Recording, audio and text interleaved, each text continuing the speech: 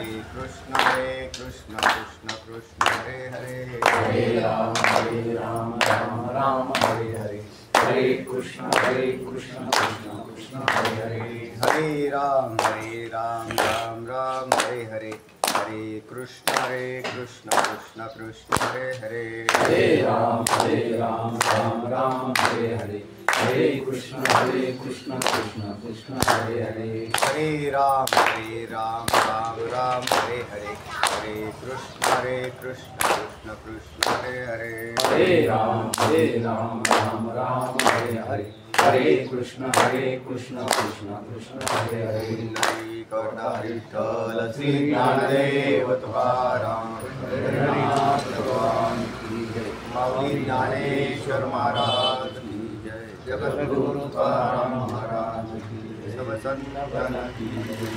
मूकं करोति वाचालं पंगुं लंघयते गिरिं, यत्कृपातमहं वन्दे परमानन्दमाधवं, वसुदेवसुतं देवं कंसचाणूरमर्दनं, देवकी परमानन्दं कृष्णं वन्दे जगद्गुरुं, गुरुर्ब्रह्मा गुरुर्विष्णु गुरुर्देवो महेश्वरा, गुरुसाक्षात् परब्रह्म तस्मै श्री गुरुवे नमः। ओम नमो नारायणा करुणा दया, तुमचा अनुग्रह लाभलो पावन झालो चराचरी, मी कला कुसरी काहीच नेमे, बोलतो जने अति भाविका, तुमचा अनुग्रह लाभलो पावन झालो चराचरी, एका जनार्दनी तुमचा दास त्याची आस पुरवावी, तुमचा अनुग्रह लाभलो पावन झालो चराचरी, पुंडलिक वरदानी विठ्ठल श्री ज्ञानदेव तुकाराम, पंढरीनाथ भगवान की जय, माऊली ज्ञानेश्वर महाराज की जय, जगद्गुरु तुकाराम महाराज की जय, सब संतन की जय। काल आपण वरच्या 2-4 वेळा वाचू कालच्या झालेल्या। आता तैसे या विश्वास झाले, देव नव्हे हे कर्म आले, का जग जळ चरा पांगिले जाळे काय, आता ये अंगप्रभेची ये वागुरे, कोणी कडून निघी जायला चराचरे, की वक्रे नव्हे ती जोहरे बोलवली जगा, ते साक्षात अग्निकुंड किंवा लाक्षागृह शिकाई याची तोंड आहे, आणि त्या एका तोंडामध्ये सर्व अगदी ज्वाळा बाहेर पडताना दिसत आहेत। उलट त्या ज्वाळा म्हणजे अंगभूत ज्वाळा त्याच्या आहेत, म्हणून लाक्षागृही, ते कधी विझणारे नाहीत असे, आणि त्याच्यामध्ये जे जातील पदार्थ ते दग्ध होतीलच, सगळ्याच खाऊन टाकते, आणि याचे खाण्याचं मुख म्हणून अग्नी म्हणलेला आहे, अग्नी हे त्याचं मुख आहे। तेव्हा असे या मुखातून हा सगळ्या जगाला खाऊन टाकतोय, आगी आपुलेनी दाहकपणे। आता त्याच्यात वर्णन करताना माऊली म्हणतात याची दाहकता सांगता येत नाही, म्हणजे बाकीच्यांचं पुढच्यांचं काय होतंय हे तो कसा काय जाणू शकेल, कारण त्याला दृष्टांत दिलेले, जसा अग्नी त्याच्या दाहकतेला जाणत नाही, अग्नी त्याच्या दाहकतेला जाणत नाही म्हणून समोरच्याला किती पोळलं ते अग्नीला काय माहिती। तेव्हा अग्नी फक्त भस्मसात करतो, आणि ते म्हणते तुम्हाला असं कसं काय झालं तुमच्या संपर्काने, पण आपल्या संपर्कात आपल्याकडे काय आहे हे किती दाहकता आहे हे त्या अग्नीला ज्ञातच नाही, है ना। कोणाला जर भेटायला जायचं असेल अग्नीला, तर अग्नी म्हणेल खुशाल या भेटायला, पण तो भेटायला आला, पण ते भेटल्यानंतर तुमची अशी अवस्था कशामुळे झाली हो असं विचारलं अग्नीने, तर त्याला हे माहीत नाही की त्याच्याकडे किती दाहकता आहे आणि तो समोरचा किती शीतल आहे तुमच्यापेक्षा, तसा प्रकार आहे। म्हणून अग्नीला त्याची दाहकता कळाली नाही, तसं या बाबाला विश्वरूपाला तो काय खातोय हे कळाना असं म्हणायचं। अख्खं जग सगळं विश्व सगळं ब्रह्मांड घासामध्ये पुरून संपुष्टात आले, याला काय वाटत नाही त्याचं की हे असं कसं काय होतंय बरं, कसं काय, म्हणजे तुमचा संपर्क तुमचं विश्वरूप आहे हे अख्ख्या जगाला भस्मसात करून टाकतंय। तेव्हा आगे आपुलेनी दाहकपणे कैसे नि पोळीले ते नेणे, परी जया लागे तया प्राणे सुटिका नाही. ज्याला आग लागली त्याची सुटकाच नाही, तो प्राणाने मुकला. त्याला काय वाचू शकत नाही. अगदी तसाच नातरी माझेने तिखटपणे म्हणजे तीक्ष्णपणाने कैसे निवटे हे शस्त्र काय जाणे. शस्त्राला बाळगलं कोणी, अर्थात तीव्र शस्त्र म्हणजे असेच तयार शस्त्र असावी लागतात. युद्धाची शस्त्र गांजलेली नसतात. तो दररोज उठल्यावर धार लावायचं काम करतो. युद्ध असो अथवा नसो, असं नाही आहे की बाबा युद्ध सुरू होतं आपली शस्त्र कुठे गेली, असं योद्धा नाही म्हणत. युद्धात दररोज त्याला ती शस्त्र काय करतो तो चालवायचा. म्हणून ते शिक्षण असतं. जसं मिलिटरीला असं झोपा काढायला नाही सोडत. मग ते त्यांना दररोज ट्रेनिंग, दररोज प्रॅक्टिस, दररोज फायरिंग. ते म्हणजे आता कोणावर फायरिंग, आता कोणावर नाही, सध्या डोंगरावर. हा आमच्याकडे आहे तिकडे डोंगरावर, तिकडे सुद्धा डोंगर आहे, डोंगरावर फायरिंग करते. हां हरिकोर जुन्याला ना, हां तिकडे मग ते मिलिटरीची प्रॅक्टिस चालू राहते. तेवढे कशासाठी प्रॅक्टिस, कशाला तयार. तसं शस्त्र तयार असतं आणि त्याच्यावरून जर कोणी प्रेमाने हात फिरवला ते त्याला जाणत नाही की याच्या प्रेम आहे का काय. त्याचं काम फक्त तोडणे एवढंच असतं. अगदी तसाच प्रकार या बाबाचाही दिसतो. हा फक्त खातोच आहे.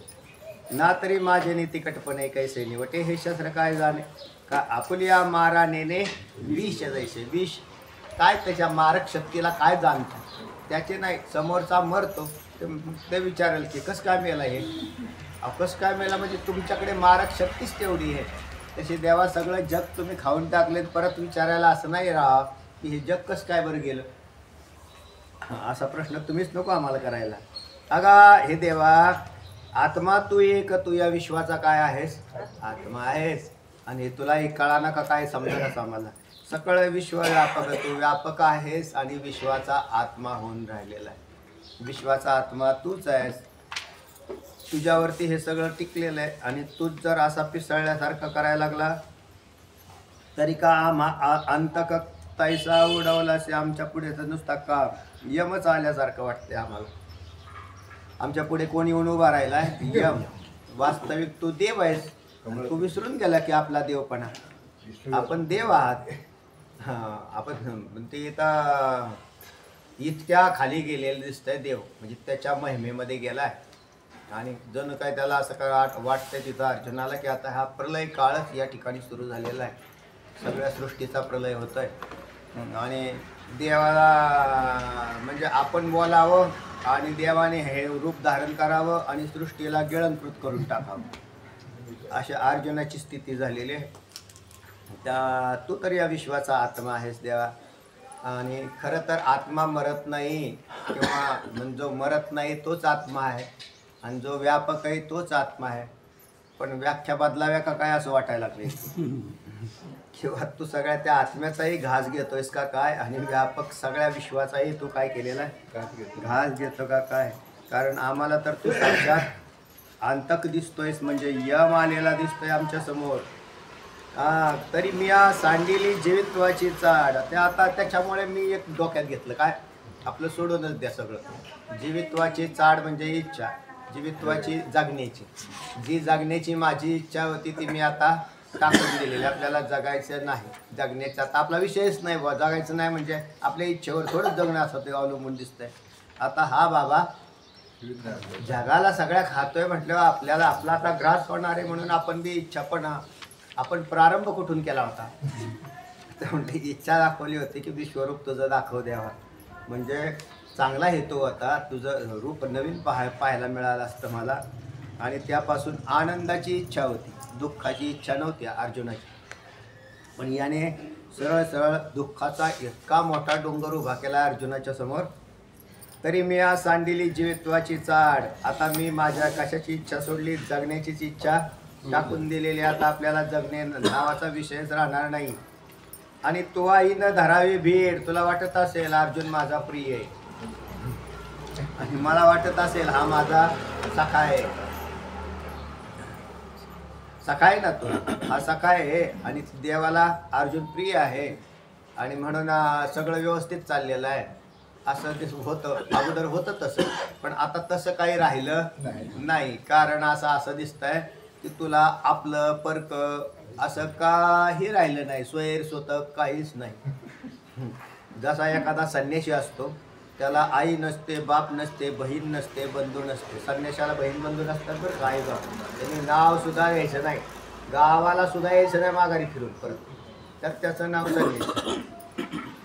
एकदा संन्यास घेतला ना तर तो निघून गेला, परत त्यांनी फिरणे नाही. का बरं? संन्यास घेतला ना. संन्यास कशाला म्हणायचं? म्हणजे संन्यास घेतला, तिलांजली दिली सगळी, म्हणून कुल नाम रूप सगळं तिलांजली देऊन टाकली त्यांनी, त्याचं नाव संन्यास. हा, त्याचा संन्यासाने काय बाळगायचं सुद्धा नाही, शेंडी सुद्धा नाही ठेवायची, काही सांभाळायचं नाही, गळ्यात सुद्धा कुठली माळ घालायची गरज नाही. कोणाला? त्याला गंध लावायची गरज नाही, माळा नाही, भूषण नाही, काही नाही, करदोरा सुद्धा नाही. निखळ मोकळा केला त्याला. नाही ना, ते अंगठ्यावाले नाही सांगत मी तुम्हाला, तुम्हाला हे सांगू राहिलो शास्त्रातले संन्यास. नाही तर ते मग बाहेर सगळे पराशे अंगठ्यान बिंगट्यान काय ते म्हणजे आपण कोण संन्यास त्या म्हणजे ह्यानी काय होतं तेव्हा अंगठ्या तर या बाहेर आहेत, अंतरंगात थोड्याच आहेत असं सांगतात. भारत चित्ताचा अंगठ्याशी काय संबंध आहे ते काढून आम्हाला, कारण आम्ही सांसारिकच आहेत. सांसारिक माणसाला काय अडचण आहे का घ्यायला? संसारिक त्यालाच म्हणते ते द्या अंगठ्या, ते आपल्या अंगठ्या नाही काढायचे. त्याने म्हणजे असा प्रकार आहे, ज्याला आंतरी चाड नाही त्याला बाहेर तरी कशासाठी मग? बरं संन्यासात हे लक्षात दिलंय ना, बाहेर की त्याला का मग बाहेर ठेवलेलं काय अडचण? मग तुम्ही शेंडी ठेवा, जानवं बी घाला, माळा बी घाला, काय घालायचं ते घाला, पण त्याला ते नाही ठेवायला सांगितलं. त्याला मग त्याला मोकळं करायला लावलं, आणि मोकळं होणं हाच मुख्य संन्यास आहे. पण आता त्याच्याही पेक्षा पुढचा संन्यास आहे तो चित्ताचा संन्यास आहे. त्या गृहस्थाश्रमात जरी राहिला तरी तो खरा संन्यासी होऊ शकतो, आणि संन्यास घेऊन सुद्धा खरा संन्यासी व्हायला कठीण, ही वस्तुस्थिती आहे. आता हा कसा आहे, म्हणून याने आता इथला कुठला संन्यास सांगतो? प्रेमाचा संन्यास. कोणाचं? प्रेमाचा. अर्जुनावर असलेल्या भगवंताचं प्रेम सगळं पार खलास झालेलं दिसतंय. आणि अर्जुन म्हणतो माझी सुद्धा तू काय आता इच्छा करू नको, कारण आपलं जे पहिलं नातं होतं ते इथं काय दिसत कुठल्या विश्वरूपामध्ये. त्याच्या अगोदरचं जे नातं होतं, कारण त्यावेळेला मी तुला काय म्हणत होतो? माझा सखा म्हणत होतो, माझा मित्र सखा असा होता तू. आणि आता हे कुठून हे अवदसा सुचली आणि हे उभं राहिलं भूत विश्वरूपाचं, त्याच्यामध्ये सारं प्रेम बॅटून गेलं. माझं तर सोडूनच दे, पण तुला कोणीच दिसायला तयार नाही. आता अर्जुनाची ही उदास अवस्था कशामुळे झालेली? त्याचा हा कोणावरच प्रेम करताना दिसाना येतो. जे दिसतंय त्याला खातोच आहे, दिसतंय त्याला खातोच आहे, म्हणजे हे कोणाशीच संबंधात नाही हा.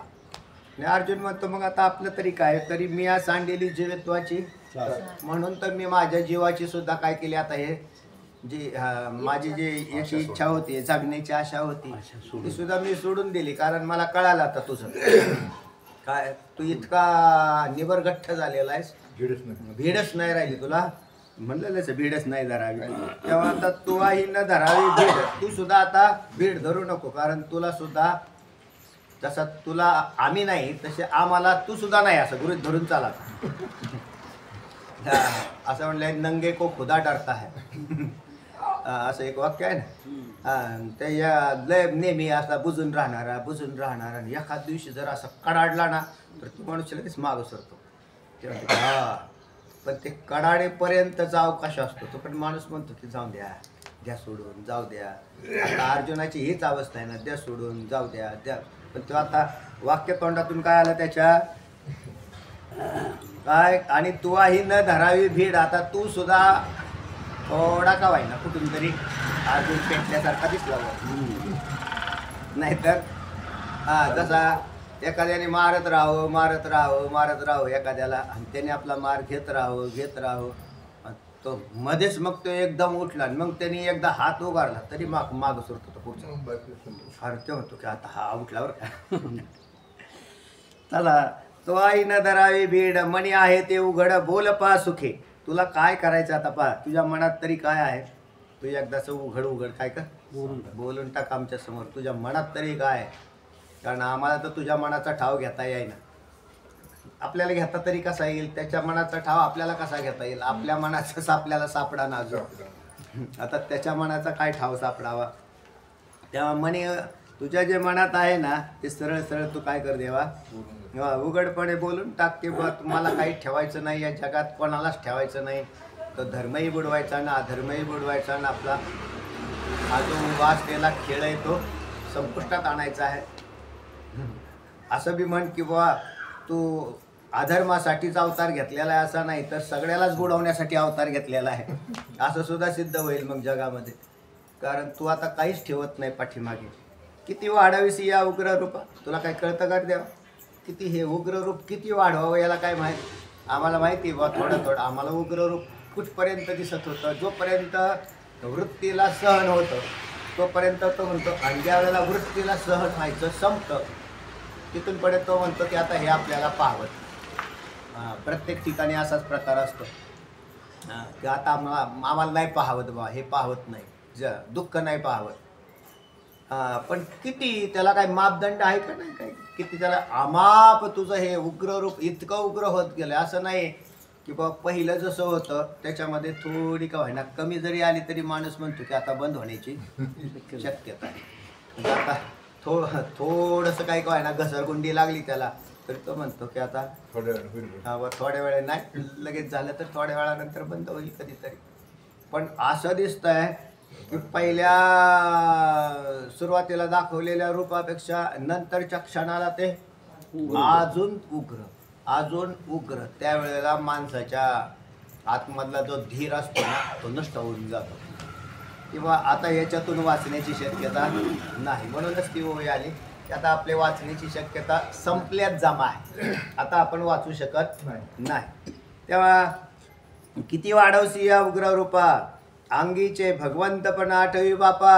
तू कोण आहेस? भगवंत. आणि म्हणजेच देव विसरलेला आहे. कशाला विसरलाय? आणि उग्र रूप धारण करून नुसताच काळाचं रूप धारण केलेलं आहे. काळ बनलेला आहे तो आणि विश्वाला काळ होऊन ग्रासतो होतो. तेव्हा बहुतेक माऊली ज्ञानोबरायांनी आठवण करून दिली किंवा हा भाव अर्जुनाच्या चित्तात प्रगट झालाय. आणि अर्जुनाच्या चित्तात प्रगट झालेला हा भाव माऊली ज्ञानोबरायांनी ओवीच्या मार्फत आपल्यासमोर आणून ठेवला. मूळ याच्यामध्ये या ओवीला अर्थ लागणार नाही. तुम्हाला मूळ जर नुसत्या भगवद्गीतेत पाहायला गेला तर त्याचा हा अर्थ लागणार नाही. तर किती वाढावीसी या उग्र रूपा आगीचे भगवंतपणा अंगीचे भगवंतपणा आठवी बापा. तुझ्या अंगी काय आहे? भगवंतपण. कृपाळू आहेस तू. भगवंतपण या पदामध्ये काय म्हणायचं आहे? कृपाळू, दयाळू, करुणाकर. आम्ही तुला किती म्हणतो दयाघन. तुझी नावं आम्ही कशी ठेवलेली इथं? पालन करता. त्याच्यापेक्षाही कृपाळू, दयाळू.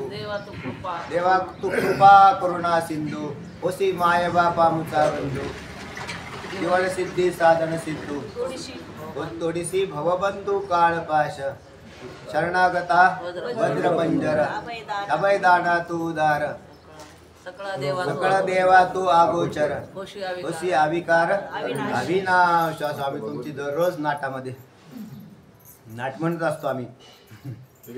त्याच्यामध्ये आम्ही काय करत असतो? तुझी नेहमी स्तुती करत असतो. असा दयाघन आहेस. आणि नाहीतरी तो आहे का नाही करुणाकर आहे, दयाघन आहे असा. आणि आतापर्यंत त्याचा अनुभव आम्हाला असा आला. अर्जुन म्हणतो आता मला वाटतं हे तू विसरून गेला. म्हणजे तुझं जे हे अंगीचे भगवंतपण आहे हे विसरलं आणि भूतपण तयार झालेलं दिसतं. तू आता साक्षात भूताळ म्हणून समोर उभा राहिला आणि सगळ्याला ग्रासतोयस. तेव्हा आठवी. आता याच्यामध्ये देवाला आठवावं लागतं असा विषय नाही. पण याला भाव म्हणतात. नाहीतर देवाला काय स्मरण करून द्यावं लागतं का? त्याला जर स्मरण करून द्यावं लागतं तर तो सर्वज्ञ कसा? त्याला सगळं ज्ञान आहे. त्याला थोडंच आठवतं. पण एक बोलण्याची भाषा असते. ऐका तुमच्या लक्षात आमच्या लक्षात आहे. गडबडलंय पण असे काय काय वेळेला थोडेसे बोलल्यानंतरच मग त्याच्यामध्ये रंग तयार होईल. म्हणून मग तुमच्या लक्षात ठेवा देवा, तुम्ही कोण आहात? भगवंत आहात. भगवंत म्हणण्यामध्ये तुम्ही या विश्वाची उत्पत्ती करता, त्याचंच पालन पोषण तुमच्याच हातात आहे. आणि असा अवेळी का वेळ नसताना अशा प्रकारचं लोकांना त्रास देणं चांगलं नाही. एवढं आता काय वेळ आहे का? होई प्रलयाचा काळ आहे का? नाही. हा जीवन समृद्ध करण्याचा काळ. तुम्ही अवतार घेतलेला आहे. अजून आठवा. आता तुम्ही आपण सगळे कोणत्या युगात आहेत? द्वापार युगात आहेत. अर्जुनाला आठवायचं आहे ना, मग तुम्ही आठवा द्यावा की आता आपण द्वापार युगात आहे, अजून कलियुग येणार आहे. आणि नाश कधी आहे? पुढे कलियुगाच्या पुढं.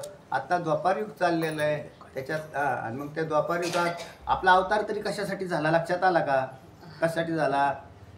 यदा यदा हि धर्मस्य ग्लानिर्भवति भारत. आम्ही तुम्हाला धर्माचं रक्षण करण्यासाठी अवतार झालेला आहे आणि तुम्ही धर्मयुद्धात मोठी भूमिका बजावता. तुम्ही हे धर्मयुद्ध हे दिला बाजूला टाकून आणि सगळ्यांना खायला सुटली. काय देवा, अंगीचे भगवंत पण आठवी बापा. बापा कारण हा सगळ्यांचा बाप आहे, नाही ना? हा बाप आहे. पितामस्य जगतो माता दाता पितामहा वेद्यम पवित्रम ओंकार वृक्षाम यजुरेव च नाही तरी कृपा मज पूर्ती पाहिजे.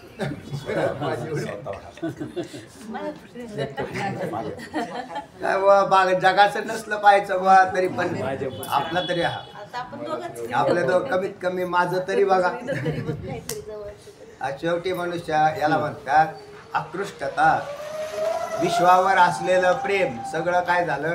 निघून जातं. मरण्याच्या वेळेला अशी भूमिका आहे. किंवा पहा त्या दृष्टांत दिला जातो त्या माकडाचा. हा बिरबलाने सांगितलं. अकबर बिरबलाच्या कथेमध्ये आहे ते. किंवा सर्वांचं प्रेम, सगळ्यावरती प्रेम असतं. ते म्हटले सगळ्यावर नसतं, आपलंच आपल्यावर प्रेम असतं. ते म्हटले असं कसं काय होईल? माझं तर माझ्या पत्नीवर प्रेम आहे, माझ्या मुलांच्यावर प्रेम आहे ना. तू कसा म्हणतोस की फक्त तुझंच तुझ्यावर प्रेम आहे? तरी ते एक प्रयोग केला. त्याच्यामध्ये एका माकडाला पिल्लाने पिल्ला सहित सोडून दिलं. कशामध्ये? टाकीमध्ये. ज्याला अशी वर उडी मारून येता येणार नाही. आणि मग त्या टाकीमध्ये पाणी सोडायला सुरुवात केली. खाली पाणी सोडायला सुरुवात केल्यावर खाली जेवढं पाणी आता थोडंसं चांगलं 1-1.5 फूट झाल्यावर ते पिल्लू लागलं बुडायला. त्या माकडीनीला किती प्रेम. तिने त्या पिल्लाला धरलं आणि अशा खांद्यावर ठेवलं. बघ बिरबल, लगेच बादशाह म्हटला, बघ बिरबल कसं प्रेम असतं. आईचं प्रेम सर्वात श्रेष्ठ आहे का नाही? तो म्हटला थांबा थांबा, थोडा वेळ थांबा, तुम्हाला प्रेम दिसेल. आणि मग ते पाणी जसं वर आलं तसं तिने इथं खाली आलेला कडेवरचं वर नेलं. वरचं पार इथं गेला त्याने ते डोक्यावर ठेवलं. बघ बिरबल, म्हणजे थोडा वेळ थांबा. आणि तिच्या नाका तोंडात पाणी जायला लागलं. तिने ते पिल्लू खाली टाकलं पाया खाली, त्याच्या उभी राहिली. कोण? पहा बादशाह काय झालं? म्हणजे कारण सगळं प्रेम काय म्हटले? नवा रे पुत्रस्य कामाय पुत्रम प्रियम भवती आत्मनस्तु कामाय पुत्रम प्रियम भवती. एका आत्म्यासाठी पुत्र प्रिय आहे, पुत्रासाठी पुत्र प्रिय नाही. पुत्रासाठी पुत्र प्रिय नाही. मग पुत्र कोणासाठी प्रिय आहे? स्वतः म्हणजे आत्म्यासाठी. स्वपदाचा अर्थ आत्मा आहे. तसा देह सुद्धा काय आहे? नवा रे देहानाम सर्वम प्रियम भवती आत्मनस्तु कामाय देहम प्रियम भवती. देह सुद्धा आत्म्यासाठी प्रिय आहे. एखाद्याला ते डायबेटिक्स झाला तर त्याच्या ते पायाला काही वेळेला होतं ते काय म्हणतात त्याला? गँग्रीन. हा मग ते झाल्यावरती ते म्हणले डॉक्टर म्हटले अंगठा काढून घ्या. ते म्हटले अंगठा काढून घ्या तर काढून घ्या. म्हटले नाही काढला काय म्हणजे पुढचा पाय काढावा लागेल. ते म्हटले मग कधी काढताय? लगेच घ्या काढून. हां ते म्हटले बघ पुढं पाय साडला आता काय करायचं? ते म्हटले काढावं लागेल. ते म्हटले थांबा पोरे अमेरिकाला आहे. आल्यावर विचारून घेतो. ते म्हटले मग मांडीतून काढावं लागेल, आत्ता तरी गुडघ्यातूनच सांगतोय. तो म्हटलं बा लवकर काढा बा, पोरगा येऊ नाही तर नाही येऊ, घ्या काढून. कारण जगणं महत्वाचं आहे, पाय महत्वाचा नाही. काय महत्वाचं आहे? जगणं. मग सर्वात प्रिय कोण आहे? आत्मा. सर्वं प्रियं भवती आत्मानस्तु आत्मनस्तु सर्वं प्रियं भवती. आत्मा हा सर्वात प्रिय आहे. म्हणून देह सुद्धा तुच्छ केले. मनुष्य ज्या वेळेला एखादा फार रोग आणि जर्जर झालेला असतो, सांगता येत नाही प्रारब्ध वशात कोणाला काय रोग होतात, आणि मग त्यावेळेला तो आता पडलेला असतो, काही स्मरण राहत नाही. लोक म्हणतात ओळखलं का? आता काय ओळखायला, तो स्वतःला ओळखणार तो तेव्हा इच्छा करतो देवा लवकर घेऊन जा. म्हणजे त्याला का लवकर का घेऊन जा? त्या शरीरामध्ये व्याधी पीडा होतात ना, उत्पन्न होतात, तेही त्याचं प्रारब्धजन्य दुःखाचं असतं. मग ते मग तो देहातून निघण्याची इच्छा करतो. तुम्ही सगळ्यात जास्त प्रेम कशावर करतो? आपण देहावर करतो. मग मरायच्या वेळेस तुम्ही का सोडून दिलं त्याचं प्रेम? म्हणून तेच प्रेम आत्म्यावर जातं. म्हणजे सर्वोत्कृष्ट प्रेमाचा विषय जो प्रियाची परमसीमा तो भेटे माऊली आत्मा, जे आठे दिंडी मा प्रतिमा नाही. जो प्रियाची परमसीमा ते लाभाकडे गेले, पण प्रियाची परमसीमा कोणता? म्हणजे प्रेमाचा विषय हा आत्मा आहे. म्हणून सर्वोत्कृष्ट प्रेम कशावर आहे आपलं? तर आत्म्यावर. कोणाच्या? स्वतःच्या. पण हे जोपर्यंत कळतं, म्हणजे ज्या वेळेला परिच्छिन्न बुद्धीने आपण म्हणतो माझ्या आत्म्यावर माझं प्रेम आहे, माझ्या आत्म्यावर, अहो आत्मा एक आहे ना सर्वांचा. सर्वांचा आत्मा एक आहे. म्हणून तोच आत्मनिष्ठ ब्रह्मवेत्ता हा विश्वावर प्रेम करतो असं म्हणतो. कारण सर्वांचा आत्मा एक आहे असं कळालं त्याला. म्हणून हे भ्रमाने भासणारे देह आहेत, किंवा जीवात्मा जो आहे ना, म्हणजे जीवात्मा म्हणजे हाही विकारीचा आहे. कारण याचा सर्वतोपरी बाध होऊन जातोय जीवात्म्याचा. तो कुठे राहतो? खाली. जीवात्म्याचा आत्मज्ञानाने ब्रह्मज्ञानाने बाध झाला. म्हणून जीवात्म्याचा बाध झाल्यानंतर अधिष्ठान केवळ शेष राहिलं. म्हणजे अधिष्ठान स्वरूप आत्म्याची प्राप्ती करायला शास्त्र नाही सांगत, तर अविद्येची निवृत्ती करायला लावली. आत्मा शेष तसाच जेवढा प्रतिबंध होता तो हटवणं म्हणजे परमार्थ. म्हणून अख्खा परमार्थ त्यागात दडलेला आहे. त्याग याचंच नाव परमार्थ आहे. काही मिळवायचं नाही, काही घ्यायचं नाही, सर्वतोपरी त्याग.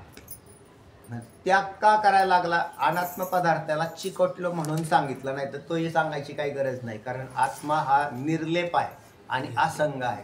तिथं कुठं त्याग आणि भोग संभवतो?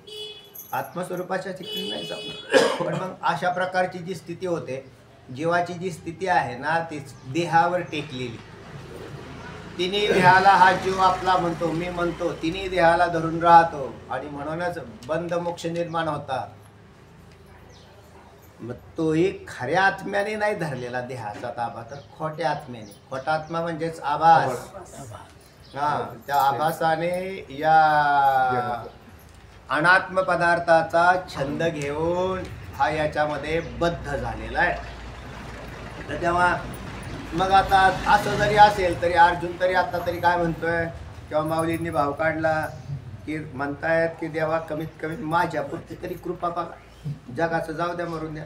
शेवटी जसे आमचे वारकरी तहान लागल्यावर बाटलीतलं पाणी एकटेच पितात, मागं राहिल्यावर मागं राहतात ते, आणि ते एकटे जाऊ तहान लागली आणि पाणी संपलं त्याकडं असलं ते म्हणते थांबा आता थोडंसं यांना पुढं जाऊन द्या. आणि मग ते पाणी कोण प्याला? एकटाच प्याला.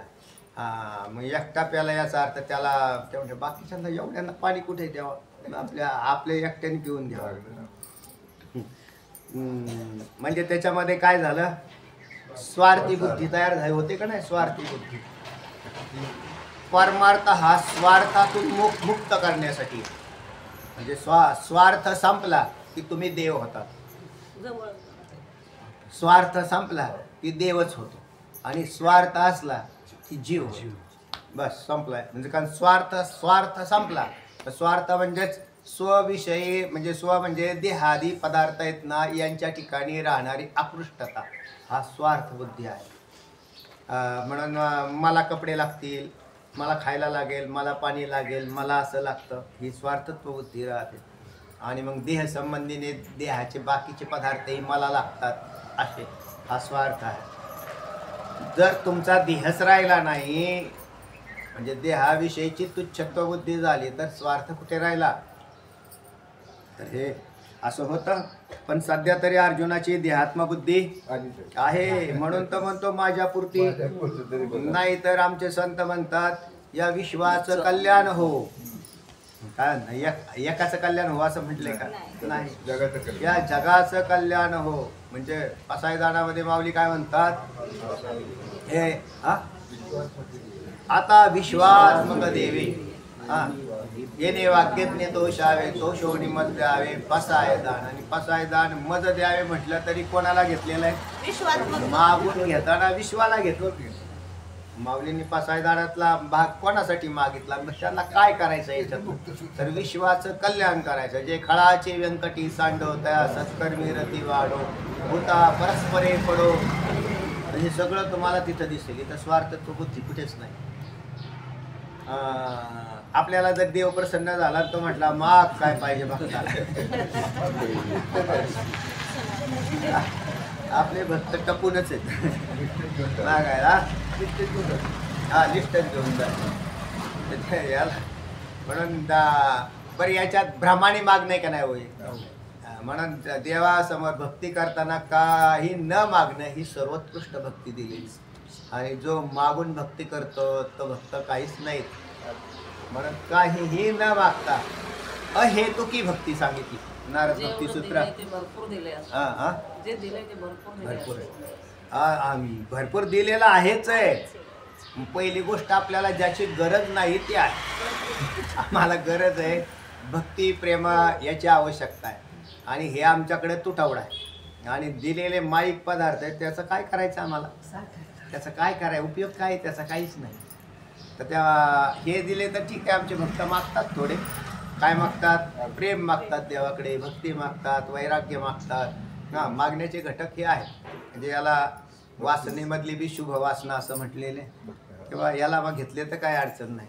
पण अगदी कनिष्ठ बुद्धीने फक्त माझं रक्षण कर. आता माझं रक्षण कर हा म्हणणारा सुद्धा काय झाला? कोणाचं रक्षण करायचं इथे? कोणाचं रक्षण करणं काय नाही. तो रक्षण करता आहेच हा भाव त्याच्याजवळ ठेवा. त्याला घाबरणे नाही, देवासमोर भीती नाही, तर ते प्रेम सर्वोत्कृष्ट आहे. मागणे नाही, काही न मागणे. आणि तत्सुखम सुखित्वम असं नाही, तत्सुखम सुखित्वम नारद भक्ती सूत्र. हा, तेव्हा ही अशी जर भक्ती असेल ना तर ती भक्ती अतिश्रेष्ठ ठरवलेली. नाहीतर मग भक्तीमध्ये बी फार घोटाळेच आहेत. केवळ स्वार्थित्व बुद्धीने काही कामाची. पण आता अर्जुनाला सध्या तरी मागून घेतोय तो की बाबा, कारण इतकं उग्र रूप पाहिल्यावर हा घाबरून गेला. नाहीतरी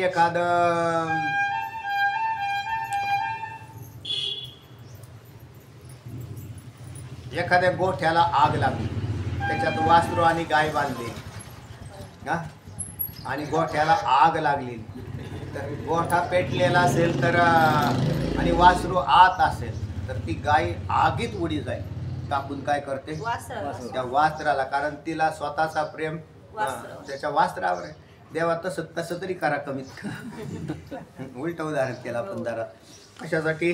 माझ्या पुरतं तरी बघा. तुका म्हणे वत्स धेनुवेचे चित्ती तैसे मज येतं सांभाळत. अशा मी प्रमाण लिहून ठेवलेली. तर त्याच्यावर कमीत कमी आमचा तरी विचार करा. तेव्हा नाही तरी कृपा मजपुरती तरी पाही असं म्हणून आता पुढच्या याच्यामध्ये विषय चालू झालेला आहे. दुसरा श्लोक येतोय.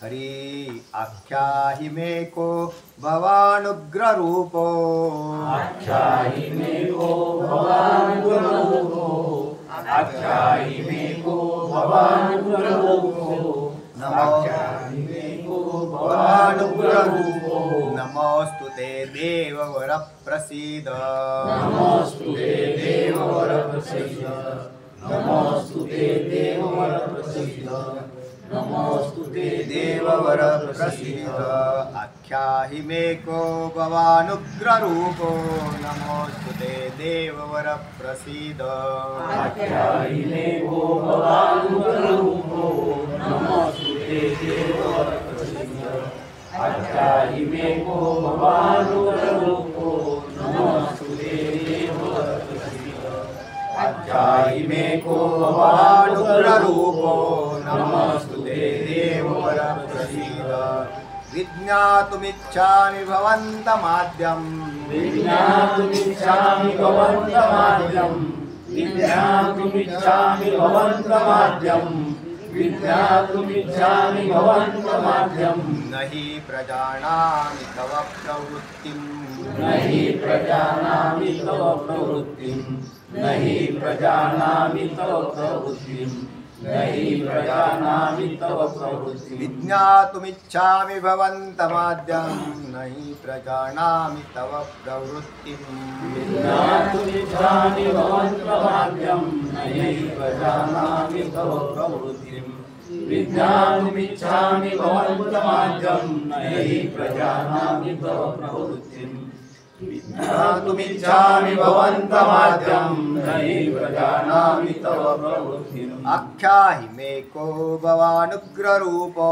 नमोस्तुते देववर प्रसीद विज्ञातुमिच्छामि भवन्तमाद्यं न हि प्रजानामि तव प्रवृत्तिम् आख्याहि मे को भवानुग्ररूपो नमोस्तुते देववर प्रसीद विज्ञातुमिच्छामि भवन्तमाद्यं न हि प्रजानामि तव प्रवृत्तिम् आख्याहि मे को भवानुग्ररूपो नमोस्तुते देववर प्रसीद विज्ञातुमिच्छामि भवन्तमाद्यं न हि प्रजानामि तव प्रवृत्तिम् आख्याहि मे को भवानुग्ररूपो नमोस्तुते देववर प्रसीद विज्ञातुमिच्छामि भवन्तमाद्यं न हि प्रजानामि तव प्रवृत्तिम् आख्याहि मे कहा भवान न अर्धा उग्ररूप हा नमः अस्तु ते देववर प्रसीद विज्ञातुम इच्छामि हाँ इच्छामि बरोबर आहे ना भवन्तम आद्यम न हि प्रजानामि तव प्रवृत्ति आख्याहि मे को कहा भवान उग्ररूपः नमः अस्तु ते देववर प्रसीद विज्ञातुम इच्छामि भवन्तम् आद्यम न हि प्रजानामि तव प्रवृत्तिम् काय वाटतंय का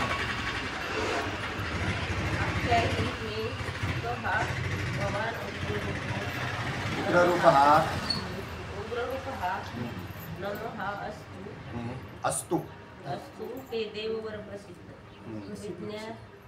विज्ञातुम इच्छामि भवन्त आद्यम भवंतम म अनुस्वार घ्यायचा पुढचा भवन्तं आद्यम न हि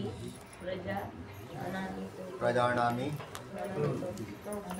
आख्याही म्हणजे सांगा देवा आम्हाला सांगा आता सांगा की मे म्हणजे मला कहा म्हणजे कोण आहात कहा कोण भवान आपण कोण आहात भवान म्हणजे आपण भवान आपण उग्ररूप हा या उग्र रूप धारण केलेले आपण कोण आहात हे मला सांगा आख्याही नमः अस्तु ते देववर प्रसिद्ध नमः नमस्कार असो तुला देवा अस्तु म्हणजे असो नमस्कार असो नमस्तु म्हणजे नमस्कार असो ते तुम्हाला देववर देवश्रेष्ठ देवांच्यातला सर्वश्रेष्ठ असणारे आपण प्रसिद्ध माझ्यावरती प्रसन्न व्हा देववर प्रसिद्ध देवर दोन्हीकडे लावला हे देवा देवश्रेष्ठा देवावर प्रसिद्ध हे देवश्रेष्ठा माझ्यावर तुम्ही प्रसन्न व्हा.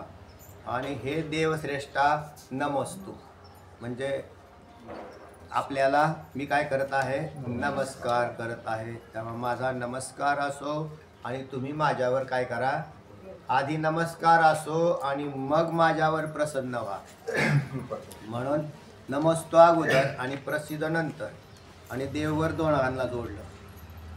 विज्ञातुम इच्छामि भवंतम आद्यम. आद्यम आपण जे सगळ्यांचे आधी असणारे म्हणजे आद्यम या विश्वाच्या पूर्वी, मायेच्या पूर्वी, जगाच्या पूर्वी जे तुम्ही आहात आद्यम, त्या तुम्हाला विज्ञातुम इच्छामि.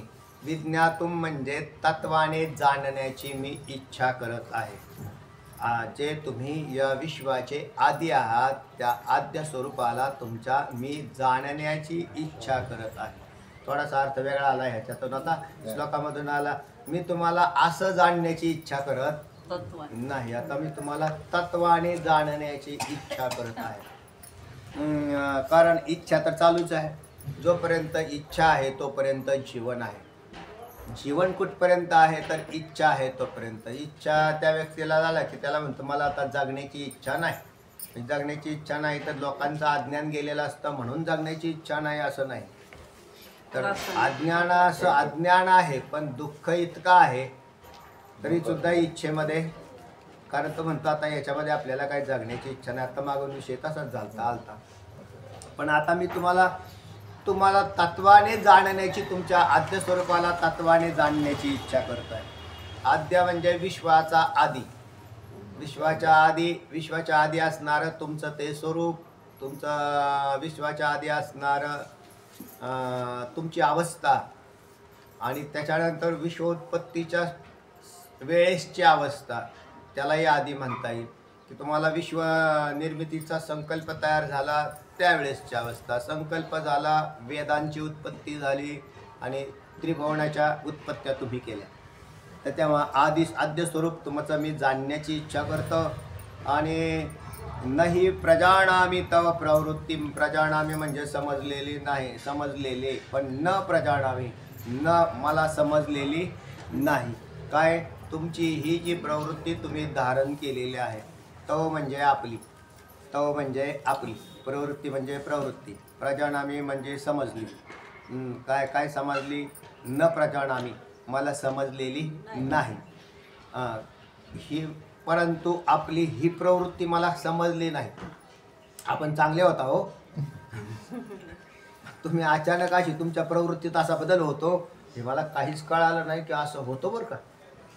किंवा तुम्ही आपण जसं डोक्यात गृहीत मांडलेली असतात समोरच्या व्यक्तीविषयी आणि तसे न देतात त्याचे जर भयानक अशी उलटीच अवस्था दिसली तर म्हणतो बा असं रूप आपण कधी पाहिलं नव्हतं बरं का ह्या व्यक्ती. ह्या आपल्याला पहिल्यांदाच अनुभव आला. कारण व्यक्तीचा प्रत्येक वेळेला अनुभव बदलत चालतो. त्या व्यक्तीचे जोपर्यंत खोलापर्यंत तुम्ही पोहोचत नाही तोपर्यंत त्या व्यक्तीला तुम्ही 100% अनुभवत नाही की ती व्यक्ती आहे कोण. आमच्याकडे म्हात्रे सर होते मला शिकवायला, शाळेचे मुख्याध्यापक होते हायस्कूलला असताना. पण ते इतके प्रेमळ होते ना, इतके प्रेमळ होते ना, तर आम्हाला वाटायचं हे आपल्यातलेच आहे. म्हणजे असं म्हणजे असा भाव केव्हा तयार होतो, ते अति प्रेमळ झालं की तो माणूस आहे ना त्या असा म्हणजे फार असा जवळ ते म्हणजे आपले सर असं होतं ते. आणि एक दिवशी कोणीतरी पोरांनी ते घाण केली त्या क्लासरूममध्ये आणि क्लासरूममध्ये घेऊन गेले ते छडीच घेऊन आले व म्हटलं आज सगळे सावध झाले. आणि त्यांचा तो चेहरा आम्ही कधीच पाहिला नव्हता. कसा ती उग्र ती अशा शिरा सगळ्या टाईट झालेल्या होत्या. मी म्हटलं हा तर रुद्र अवतारच. आणि मग त्यांनी ते पहिल्यांदा आल्यावरती छडी आधी बेंचवर हाणल्याबरोबर ती सगळी पोरचा कोणी घाण केली, घाण केली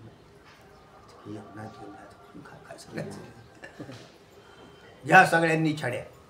मग कारण तिथं ते कोणी केली हे जर नाही कळालं तर काय करायचं.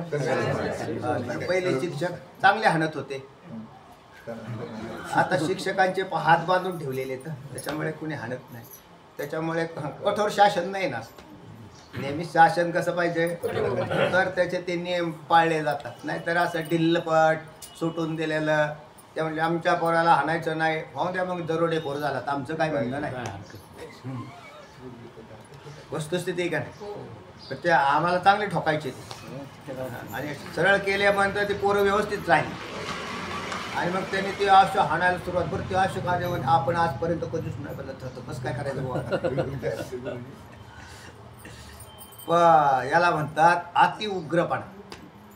या देवाचा प्रेमळपणा अर्जुनाने अनुभवलेला आहे, पण उग्रपणा आत्ताशी कळाला आहे की बा हा उग्र म्हणजे आपल्या अजिबातच काही कामाचा नाही राहिला, इतका उग्र होऊन गेलेला आहे. तर तेव्हा तुझी प्रवृत्ती देवा कशी काय धारण झाली मला काही कळत नाही बा, माझ्याकडून काही चुकलं का काय? कारण अपेक्षा इतकी होती, अपेक्षा ठीक आहे बा दाखव की असं दाखवा, साधारण दाखवलं तर आम्हाला काय आमची मन विचलित होत नाही. पण अतिउग्र दाखवून अर्जुनाच्या चित्ताचा जाग म्हणजे चित्तच फार विचलित होऊन गेलेलं सगळं. म्हणून हा 11वा अध्याय चित्ताचा विचलन करणार आहे अर्जुनाच्या. आणि म्हणून तो म्हणतो ही तुझी अशी प्रवृत्ती तुला झाली तरी कशी काय, धारण तरी कशासाठी केलेली, तू कशा करता करतो हे? अर्थात त्याला काहीतरी दाखवायचं, विनाकारण काहीच होत नाही. आणि देवाकडून तर होणं अशक्य आहे, संभवणीच नाही ते. भगवंताकडून असं विनाकारण काही होणं संभवनीय नाही. तर तेव्हा ऐका काय म्हणताय श्लोकामध्ये की अख्याय मे को भवान भवान भवान उग्र रूप. देवा सासा आम्हाला सांगा की हे आपण उग्र रूप जे धारण केलेलं आहे का, कशासाठी, म्हणजे उग्र रूप धारण करून का, आपण कोण? कारण आम्हाला हे उग्र रूप धारण केलेला आम्ही अजून पाहिलं नाही. आणि म्हणजे मला तर अनुभवलं नाही. मी आपल्या जे जेवढं जीवन दोघांचं हे बरोबर होतं, तू माझा सखा होता, तू माझा काय महिमान अमता हे यादव हे कृष्ण हे यादव हे सखेती असं म्हणणारा मी तुला म्हणत होतो. मेवणा वगैरे ठीक होतं, पण तू अशा रूपामध्ये असतील असं वाटलं नाही. म्हणजे इतकं उग्र रूप. आणि असं कारण असा ज्या वेळेला एखाद्या माणसाला ते भूताचं म्हणणार पूर्वीचा दृष्टांत आहे, ते भूत लागलं तर त्या भूत लागल्यावर ज्या माणसाला जसा होता तसं ते भूत राहू देत नाही त्याला. म्हणजेच त्या भूताने त्या व्यक्तीला झपाटून टाकलं आणि झपाटल्यानंतर त्या भूताचे जे ओरिजिनल गुणधर्म ते काय झाले, प्रगट होतात. म्हणजे एखाद्या ब्राह्मणाला भूत लागलं, ब्राह्मणाला भूत लागू शकतं, मग त्याला भूत लागला. मग तो म्हणायला लागला आपण कोण, तर म्हणजे भूत कोणाचं लागलेलं आहे त्याच्यावर अवलंबून आहे. भूत जर लागलेला असेल समजा एखाद्या मुस्लिमाचं भूत लागलेलं असेल, तर ते मुस्लिमाचं भूत लागलं आणि ब्राह्मणाला भूत लागलं तर तो म्हटला आपण कोण, म्हणजे तो पहिले केशवपंत होते. ते म्हणजे आपण कोण, ते पूर्वी नीट व्यवस्थित बोलायचे मी केशवपंत आहे म्हणून वगैरे. तर ते नंतर म्हणायला लागले मी मोहम्मद भाई आहे. म्हणजे कोण म्हणायला लागले गेले, ते झाकले गेले, त्याला तर झपाटले म्हणतात ना. आपल्याला दृष्टांतात काय झपाटणं म्हणायचं. हा पहिला कोण होता, कृष्ण होता. आणि हा कृष्णाचा कोण झालाय, उदाड झालाय. हे पूर्णतः ह्याच्याकडे जर पाहिलं हे वर्णन केलेलं तर तुम्हाला काय असं वाटत नाही का हा असा होता का तरी? हा पहिला कृष्ण असा नव्हता, चांगला होता, किती चांगला होता, व्यवस्थित होता. आणि तो पूर्वीचं त्याचं बालरूप पाहिलं त्या कृष्णाचं तर ते तर किती बी सुंदर होतं अगोदरचं. आणि एवढं सगळं असताना की असा भूतासारखा या विश्वरूपामध्ये उभा राहिला, याची अक्कल काम कराना, बुद्धी गंजून गेलेली पार. म्हणून प्रश्न असा आहे की अख्ख्या ही मेको भवान, आपला हे उग्र रूप काय आहे, कसं काय? बिभत्स्य आपला रसाच्या उत्पत्ती, सगळ्या रसांना मान आहे इथे. शांतीची या घरा, शांताची या घरा अद्भुत आली आहे. विशेष करून अद्भुत रस याच्यामध्ये हा, मग सगळ्यांना मान दिलेला आहे. त्याच्या असा उग्र रूप या ठिकाणी तू का निर्माण केलेलं आहेस त्या? कारण तू पहिला गोचिरवाना चांगला होता, बालरूपात तर कितीही सुंदर होता.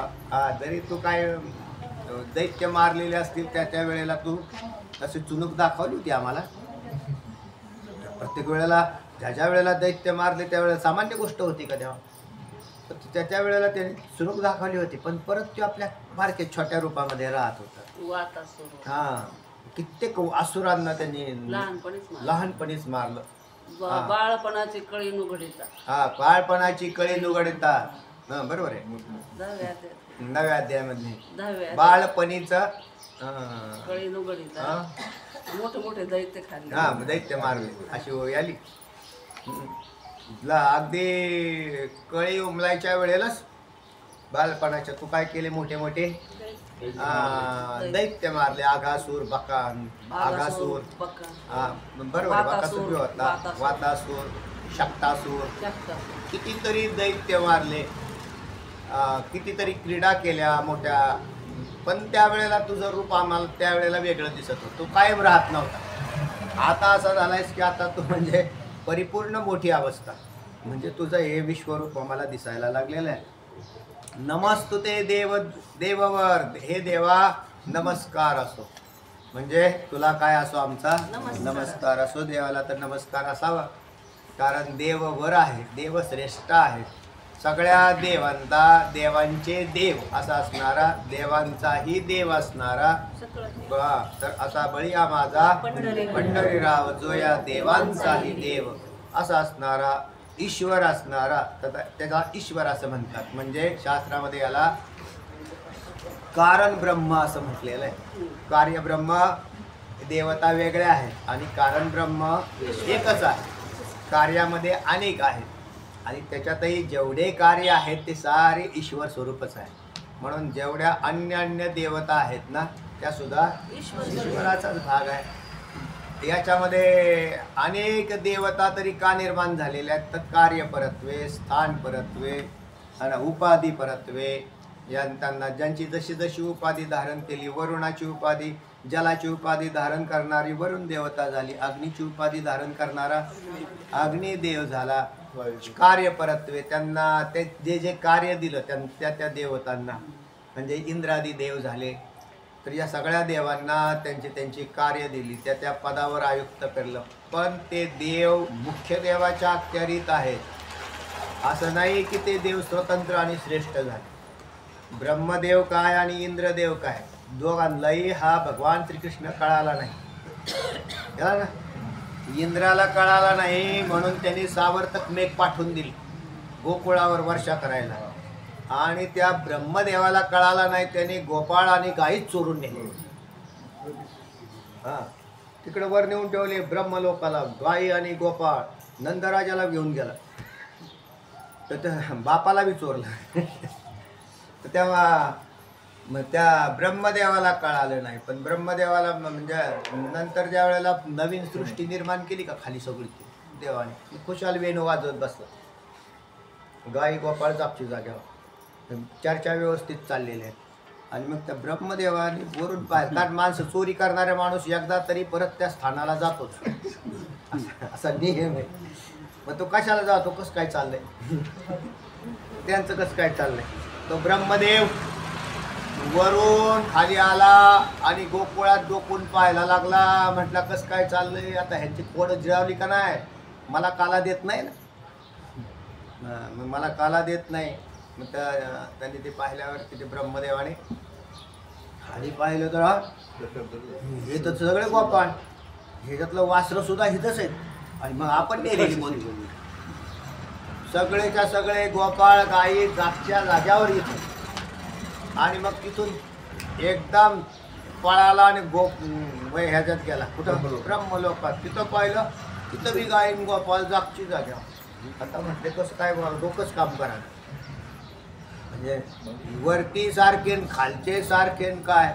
नंतर याची चूक पेटली की हा सगळ्यांचा जन्मदाता आहे, म्हणजे आपला सुद्धा. हा असं नको कराय की दुसरा ब्रह्मदेव तयार करा, म्हणजे आपला बी घोटाळा व्हायचा. हा, मायेने एकदा केलं होतं तसं, सांगितली होती गोष्ट तुम्हाला.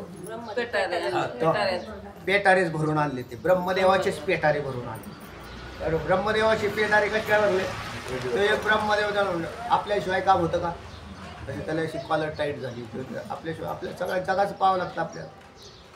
त्याने म्हणला आपल्याला सुट्टी नाही, काय नाही, कॅज्युअल नाही, लिव्ह नाही, सिक नाही, काय कसल्याच लिव्ह नाही. कोणाला? ब्रह्मदेवाला. त्यांनी 15 दिवसाचं ॲप्लिकेशन टाकून दिलं. ॲप्लिकेशन टाकल्यावर तिथे ॲप्लिकेशन ठीक आहे, पण ॲप्लिकेशनचा इथं असा नियम असतो की एकदा सँक्शन केल्यावर राजीनामाच. म्हणजे असं नाही. तसं असं ॲप्लिकेशन दिल्याबरोबर तिथे समोरून लगेच माया आली तर तिच्या अशा उंटाच्या लाईन लांब मागपर्यंत प्रत्येक उंटावर 2-2 पेटारे असे भरले. आणि ती अशी समोर ठुमकत ब्रह्मदेवाच्या पुढं आल्या. आपण कोण म्हटले? आपण म्हटलं तुला नाही माहिती? मी तर ही निर्माण बी नाही केले हे उंटण पेटारे तुला. अरे सृष्टी कोण निर्माण करतो? मी निर्माण करतो. आणि ही तू कसं काय आली इथं? हा नाही, मी तुझी आई आहे. पोरं विसरायला लागले म्हणले आत्ता. आईला विसरायला लागले पोरं. म्हणजे मी तू आई म्हणजे कसं काय? म्हणजे म्हणजे मी आदिशक्ती आहे. आणि आदिशक्ती असं त्या पेटाऱ्यात काय चालू? म्हणले ब्रह्मदेव. म्हणजे इतके ब्रह्मदेव आहेत. म्हटले सगळे पेटारे गज भरलेले आहेत. म्हटले आत्ताच कसं तरी एक नवीन ॲप्लिकेशन आलं किंवा 15 दिवसाच्या रजेवर. ते म्हटले किंवा ह्यातले कोणता एखादा नेऊन बसावला. आता बसावल्यावर परत नेऊ तो खाली उतरेल का?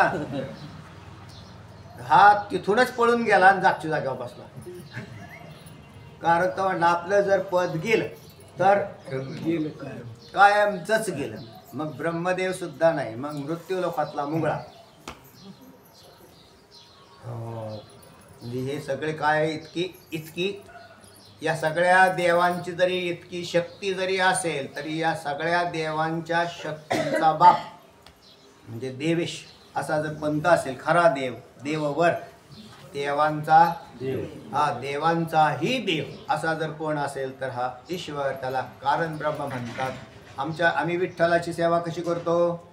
कारण ब्रह्म म्हणून करतो. परिच्छिन्न, एकटा, ज्याची रुक्माई केवळ पत्नी आहे अशी नाही पूजा केली जात. तर हा विश्वाचा जनिता म्हणून त्याची पूजा केली जाते. तर ईश्वर म्हणून स्वरूपात. म्हणून हाच विठ्ठल हा ईश्वर आहे. हरि ओम इतिका ब्रह्म. अभंग आहे. पूर्ण तोच. तेव्हा तो काय आहे? या विश्वाचा जनिता आहे आणि विश्व निर्माण करणारा विश्वेश्वर असा आहे. तो साधारण नाही. म्हणून उपासकाला आपल्या देवाचं स्वरूप कळालं पाहिजे. तो ईश्वर आहे, तो कारण ब्रह्म बी आहे आणि कार्य ब्रह्मही आहे. विटेवर उभा राहिलेला कार्य ब्रह्म, ईश्वर म्हणून कारण ब्रह्म आणि स्वरूप म्हणून निखळ ब्रह्म. स्वरूप देवाचं स्वरूप जर पाहिलं तर ते सच्चिदानंद स्वरूप असं आहे. सच्चिदानंद घडा पंढरी परिपूर्ण कर ठेवून जगण वाट पाहे भक्ताची, असं देवाचं स्वरूप आहे. म्हणजेच निर्गुण निराकार परमतत्व विठ्ठल आहे. तोच विठ्ठल त्यावेळेला यतो वा इमानी भूतानी जायन्ते येन जातानी जीवन्ति यत् प्रयत्नभीषं विशन्ति तद्विज्ञेयम्. सहा ब्रह्मेती. तर तो काय आहे? जगाचा ज्या वेळेला संकल्प केला, येतो वा इमानी भूतानी जायन्ते, त्यावेळेला जगत सृष्टीचा निर्मितीचा संकल्प करतो आणि भूतसृष्टी निर्माण करतो. त्यावेळेला तटस्थ लक्षणामध्ये आलेला तोच, स्वरूप लक्षणातला तोच, आणि नंतर भक्तांच्या कैवारासाठी उभा राहिलेला पंढरपूर उभा राहिली काय सच्चिदानंद विठाई. काय अभंग? सच्चिदानंद अंबाबाई हो करी कृपा. सच्चिदानंद अंबाबाई हो करी कृपा. तर त्याच्यामध्ये उभा असलेला कोण आहे? तर तो. पण याच्यात तो मग भक्तांसाठी भूमिका बदलल्या का नाही? म्हणून देव असा कळावा. देव असा नाही कळावा की परिच्छिन्न एका जागेवर तोकडा आहे असा. तर तो भक्तांसाठी विटेवर उभा राहिला, जगत निर्मितीसाठी ईश्वर झाला. आणि मूळचा कोण आहे? तर निर्गुण निराकार परमतत्व आहे. असा विठ्ठल जरा कळाला तर मग तुम्हाला देव कळाला असा होईल. पण आमचे भक्त आहेत ते थोडी भक्तीमध्ये लई धुंद असल्या कारणाने नाही, सगुणाचा त्याग कुठे आहे तेव्हा. सगुण आणि निर्गुण असे दोन भेद न तयार करता सगुण स्वरूपातला तोच ईश्वर, तोच आणि कारण ब्रह्म आहे का, तो निखळ ब्रह्म, निर्गुण निराकार ब्रह्म तोच, म्हणजे निरुपाधिक ब्रह्म तोच, औपाधिक ब्रह्म म्हणजे ईश्वर तोच, उपाधी आणि कार्य ब्रह्म सुद्धा तोच. आणि मग कार्य ब्रह्म तो असेल तर तुम्ही कोण आहात? विठ्ठलच झाले. एप्पेन देव कारण मग त्याला सोडून अशी जागाच नाही राहिली. म्हणून जगातले सगळे जीव, सगळ्यातले सगळे जीव पदार्थ हे विठ्ठल बनले. पण मग तुम्हाला कारणाकडून पाहावं लागेल. काय पाहावं लागेल? कारणाकडून पाहावं लागेल. ज्याला कारणाकडून पाहण्याची नजर नाही ना, त्याला आकाराकडून पाहण्याची नजर असते. आकाराकडून म्हणजे आकार दिसला म्हणजे आपल्याला तो आकार समोर दिसला की आपण त्या आकारावर जातो आणि त्याच्या आकार म्हणजेच रूप, नाम आणि रूप, या नाम रूपाला भाळले आणि वरच्या वरच थांबले. द्वेषबुद्धी किंवा भेदबुद्धी ही नामरूपाने होते. ज्या वेळेला आत गुतरला ना, त्याची द्वेषबुद्धी गेली, भेदबुद्धी गेली, अख्खं विश्व एक झालं. आणि हे याला म्हणावं मग संत कृपा झाली, इमारत फळाली. तर संत कृपा जर झाली नाही तर मग हे भेदबुद्धी राहते, माझं तुझं, अपपर भाव, द्वेषबुद्धी. ज्याच्याकडे द्वेषबुद्धी आहे तर तो समजून घ्यावं याच्यावरती भगवत कृपाचा, संत कृपेचा अभाव आहे. त्याच्यामुळे याच्यामध्ये काय आहे? भेदबुद्धी आणि द्वेषबुद्धी बी राहत. द्वेषबुद्धी करायची काय कारण आहे? कोणाचा द्वेष करायचं काय कारण आहे? काही कारण नाही. पण आधी एकदा समजलं ना मग समजा आम्ही नामरूपाला इतके भाळलेलो आहेत का, एका फॅक्टरीमध्ये बर्फाच्या मूर्ती बनवल्या. कशाच्या? बर्फाच्या बनवता येतात बरं का. बर्फाचे फार सुंदर. त्याला त्या विशेष करून ती काय घनभरप तर वितळत सुद्धा नाही लवकर. म्हणून अशा पूर्ण बर्फाच्या, जसं हिमालय आहे ना आपला, अगदी बर्फ, कडक बर्फ असतं, ते उतळत नाही लवकर. त्याच्या मूर्ती बनवल्या. बर्फ पडतो तिकडे. बर्फ पडतो ना, आत्ता पडतो. त्याच्या मूर्ती बनवल्या. किती? आपली लोकसंख्या किती सध्या? भारताची लोकसंख्या 800 अब्जाकडे गेली. 140 कोटी धरावं लागेल. 140 कोटी म्हणजे 1 अब्ज 40 कोटी अशा मूर्ती बनवल्या. कशाच्या? बर्फाच्या. म्हणजे सगळ्या एवढ्या मूर्ती बनवल्यानंतर त्या मूर्तींच्यात आपापसात भांडणं सुरू झाली. एवढा बर्फ माझा. मग त्या बर्फा, कारण त्याच्या याच्यावर तर म्हणले थोडंसं थांबा, सूर्योदय झाला म्हणजे मग काय होईल? सगळे पाणीच होतील. सगळे पाणी जलच होईल. तेव्हा भेदबुद्धीचा नाश होईल. परमार्थात जर भेदबुद्धी करून जर परमार्थ करत असेल तर तो शून्यवादी असतो. त्याचा काही त्याचा उपयोग नाही. म्हणून भेदाचा नाश व्हावा. जर भेदाचा नाश नाही झाला, बुद्धीतल्या भेदाचा नाश, जगाचा भेदात, जगाचे भेद, व्यावहारिक भेद राहतात, ते सृष्टीमध्ये राहतात, नांदतात ते. पण तत्ववेत्या पुरुषाच्या दृष्टिकोनातून अशा प्रकारे सगळ्या मूर्ती वितळून एक ब्रह्मच होतं. तर तेव्हा असा जो देवांचा देव, त्याची आपल्यावरती काय असावी? कृपा असावी. देवादिदेव जर तुमची आमच्यावर कृपा झाली तर आम्हाला कळले तुमचं कसं काय रूप धारण केले, का केले, कशासाठी केलंय.